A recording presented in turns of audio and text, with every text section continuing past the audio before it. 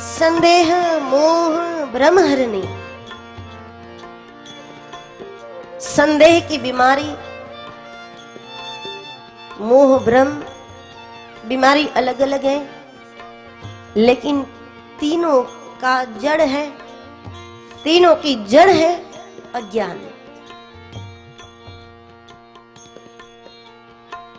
राम कथा उसी जड़ पर प्रहार कर देती है।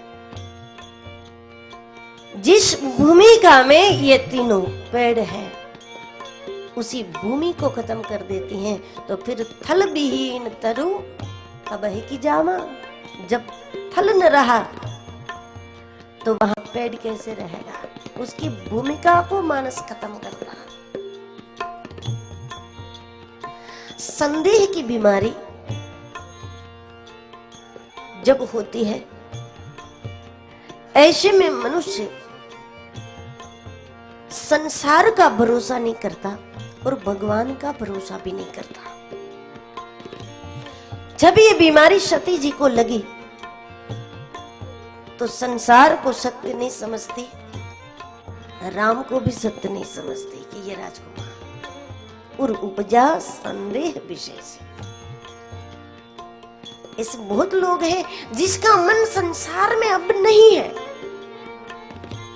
जब संसार की बात भी करोगे तो कहेंगे कि हमारा मन अब संसार के विषय में नहीं है। लेकिन फिर भी उसको महात्मा नहीं कह सकते, क्योंकि संसार का तो भरोसा नहीं करते पर भगवान का भी नहीं करते।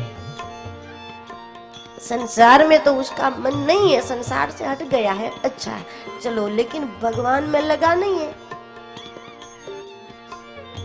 तो जग से तोरी काना तो से जोरी। जब यहां से छूट गया, यहां से हट गया मन और उधर लग गया, तब कुछ बात बनती है।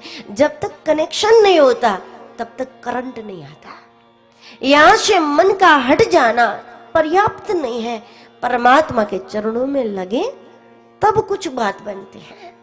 जब उधर लग जाए, संदेह की बीमारी जिसको है, ऐसे लोग संसार से बहुत नफरत करते। उसको घर में कोई अच्छा नहीं लगेगा, वो कहेंगे घर में कोई अच्छा ही नहीं है, जमाना अच्छा नहीं, पूरा जमाना ही खराब है उसके दृष्टि में, क्योंकि कोई उसको अच्छा नहीं लगता। ठीक, लेकिन भगवान भी उसको अच्छा नहीं लगता, कोई उसको अपना नहीं लगता, भगवान भी उसको अपना नहीं लगता, संसार में कोई अपना नहीं लगता, इसलिए घर में चैन से नहीं बैठेगा। लेकिन भगवान भी अपना नहीं लगता, इसलिए चित्रकूट धाम में जाकर भी चैन से नहीं बैठेगा। और वो बीच वाली उनकी जो दशा है बड़ी दयनीय होती है। ये संदेह की बीमारी। जिसको मोह होता है वो हर वस्तु का स्वयं को मालिक समझता है। जो चीज उसको पसंद आई उसे जल्दी से जल्द उस पर अपना नाम लगा देना है कि ये वस्तु इसकी है, उसको मालिक बनना है बस।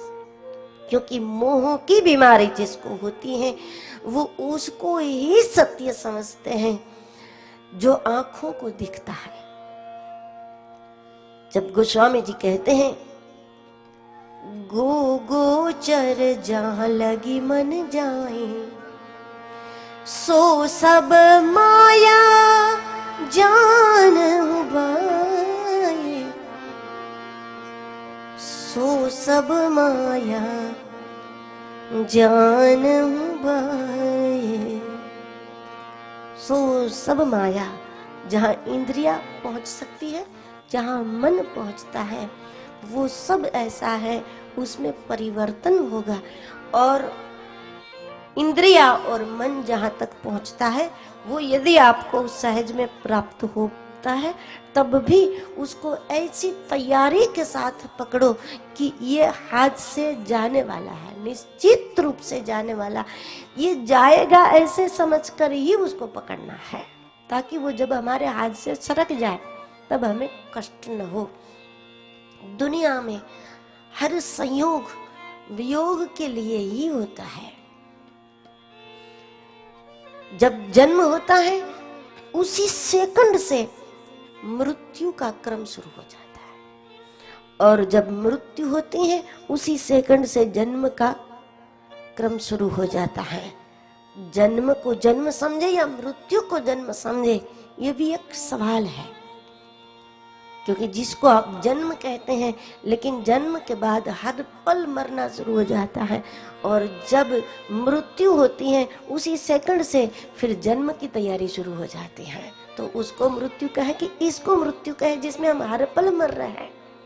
ये भी एक राज है, एक रहस्य है। गो गोचर जह लगी मन जाई, सो सब माया जानहु भाई।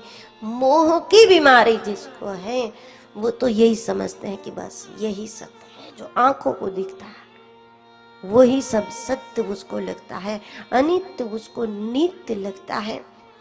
और उसी को जब नित्य समझते हैं तो उसको जल्दी से जल्द और ज्यादा से ज्यादा अपने कब्जे में करना है सब, और उसका मालिक बन के बैठना। और ब्रह्म की बीमारी जिसको होती है उसका तो कोई भरोसा नहीं। कभी भगवान को अपना समझेंगे फिर पराया समझेंगे, कभी संसार को अपना समझेंगे फिर पराया। न ठीक से भगवान को पकड़ेंगे न ठीक से संसार को पकड़ेंगे। हे हरि कसन हरहूं ब्रह्म भारी, गोस्वामी जी भी नहीं में कहते हैं। क्योंकि ब्रह्म वालों का तो कोई भरोसा नहीं। मुंह वाला है तो ये उधर नहीं जाएगा, इधर ही सब सत्य समझेगा, ये मान सकते हैं अपन। संदेह वाला जो है उसके लिए यहाँ भी कुछ अपना नहीं है, वहां भी कुछ अपना नहीं है। लेकिन ब्रह्म वाला पल भर भगवान को अपना समझता है, फिर कहता है कि नहीं अपना नहीं है। फिर संसार को भजने लगता है, संसार मेरा है, संसार अपना है। और फिर कहने लगता है कि नहीं संसार का कोई भरोसा नहीं, संसार मेरा नहीं है, भगवान मेरा है। तो न ठीक से संसार को पकड़ता है न ठीक से भगवान को पकड़ता है। कभी भी कुछ भी पकड़ लेता है और कभी भी कुछ भी छोड़ देता है, क्योंकि उसको कुछ निश्चित नहीं हो पा रहा कि आखिर सत्य क्या है। ये तीनों बीमारियां एक ही जमीन में होती हैं। ये तीनों पेड़ एक ही जमीन के पौधे हैं, और वो भूमि है अज्ञान। और रामचरितमानस सीधा उसी पर प्रहार कर देता है, उस भूमि को खत्म कर देता है, तो पेड़ अपने आप खत्म हो जाते हैं।